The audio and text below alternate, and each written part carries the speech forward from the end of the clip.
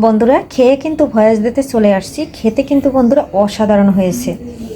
আমি কিন্তু অনেকগুলান ভাত খেয়ে নিয়েছি, গরম গরম ভাত আর সকালবেলা এরকম রুই মাছের ভর্তা। কে কে বন্ধুরা পছন্দ করো রুই মাছের ভর্তা কমেন্টে জানাতে পারো। আর যদি কেউ কখনো খেয়ে না থাকো একবার রেসিপিটা ফলো করে বানিয়ে দেখতে পারো। ইলিশ মাছের লেজার ভর্তা তো অনেকেই খেয়েছো বন্ধুরা, রুই মাছের লেজার ভর্তা খেয়ে দেখো, দুর্দান্ত লাগে। নমস্কার বন্ধুরা, সবাই কেমন আছো? আমি পাপড়ি কিচেন থেকে চলে আসলাম নতুন একটা রেসিপি নিয়ে। সবাই তো বন্ধুরা ইলিশ মাছের লেজের ভর্তা খেয়েছো, রুই মাছের ভর্তা কেউ খেয়েছো কি না জানি না। আমি আজকে রুই মাছ দিয়ে লেজের অংশটা নিয়ে নিয়েছি, এটা দিয়ে ভর্তা করব।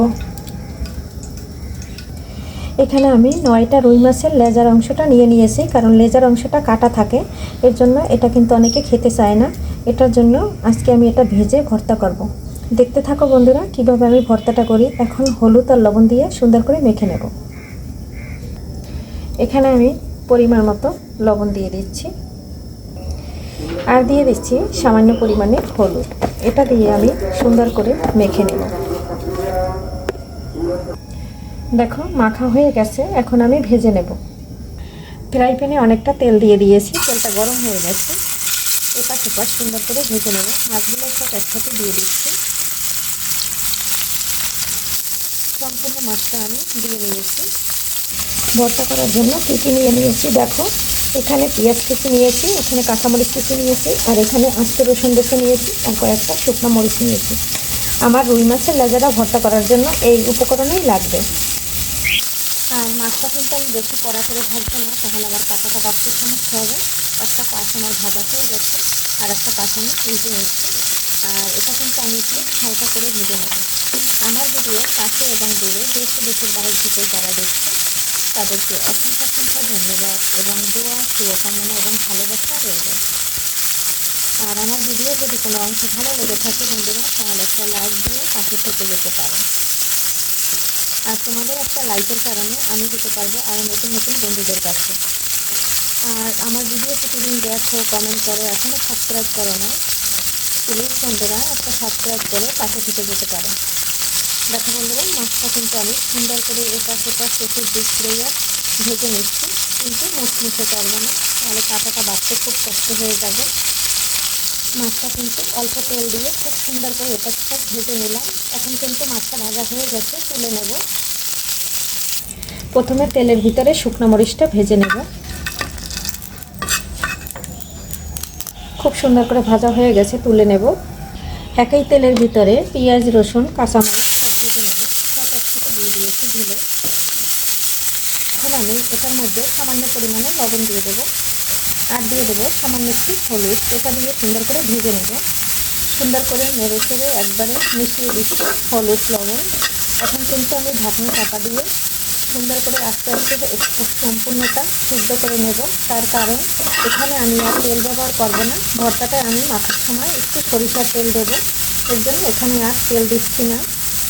গরম অবস্থায় মরিচটা একটু গুঁড়ো করে নেব হাত দিয়ে, পরে ঠান্ডা হয়ে গেলে গুঁড়োটা করা যাবে না। তারপরে আমি এই প্লেটের মধ্যে আস্তে আস্তে মাছটা আমি বেছে নেব। মাছটা কিন্তু এভাবে গরম গরম বেছে নিতে হবে, তাহলে রান্নায় শক্ত হয়ে যাবে। আর আমি কিন্তু এখন গরম অবস্থায় বেছে নিচ্ছি। দেখো বন্ধুরা একবারে সুন্দর করে ভেজে নিয়েছি। এখন আমি ভর্তাটা রেডি করতে চলে যাব। আর এদিকে দেখো সম্পূর্ণ মাছের কাঁটাগুলো আমি ছাড়িয়ে নিয়েছি খুব সুন্দর করে। আধা ঘন্টা সময় লাগছে, তাই বন্ধুরা অফ ক্যামেরাই কাঁটাটা ছাড়িয়ে নিয়েছি। দেখো বন্ধুরা এখানে কিন্তু শুকনো মরিচটা আগেই ভেঙে নিয়েছি। এখন আমি এটা একটু মেখে নেব। আর ওদিকে তো মাছের কাঁটাটা সুন্দর করে ছাড়িয়ে নিয়েছি। এই প্লেটেই আমি ভর্তাটা করে নেব। আর এভাবে বন্ধুরা শীতের দিনে যদি যে কোনো সময় ভর্তা, যারা ভর্তা পছন্দ করো বা ভর্তা প্রেমিক, তাদের তো শীত আর গরম নাই। আর শীতের দিনে গরম গরম ভাত আর এরকম রুই মাছের ভর্তা বন্ধুরা খেতে কিন্তু অসাধারণ। নিমিষে কিন্তু পাতিলের ভাত আমাদের শেষ হয়ে যাবে, এরকম যদি একটা দুর্দান্ত স্বাদের ভর্তা থাকে। আর মাছটা কিন্তু দেখো কত সুন্দর করে আমি বেছে নিয়েছি, একটা কাটাও কিন্তু নাই। এটা কিন্তু বড়রা বাচ্চারা সবাই খুব পছন্দ করে খাবে, তার কারণ এখানে কোনো কাটা নাই। আর এটা যে কী মাছের ভর্তা সেটা কেউ বুঝতেই পারবে না। দেখো কত সুন্দর আমি মেখে নিয়েছি। দেখো বন্ধুরা, এখন আমি সরিষার তেলটা দিয়ে দিচ্ছি আর এটা দিয়ে হাতে মেখে নেব। সরিষার তেলটা দিয়ে দিলে ভর্তা থেকে খুব সুন্দর একটা ফ্লেভার আসে। আর দেখো বন্ধুরা, ভর্তার কালারটা দেখো একবার, অসাধারণ হয়েছে খেতে, কিন্তু বন্ধুরা দুর্দান্ত। আর আমি একটু গরম ভাত দিয়ে খেয়ে নিচ্ছি, তারপরে তোমাদের রিভিউ জানাচ্ছি যে কেমন হচ্ছে আর কেমন খেতে লাগছে। আমার বাসায় আজকে ধনিয়া পাতা নাই, তাই আমি দিলাম না। সামান্য একটু ছিল ফ্রিজে, তাও সেটা একটু দিয়ে দিচ্ছি অফ ক্যামেরায়, এই যে মানে একটু হালকা করে।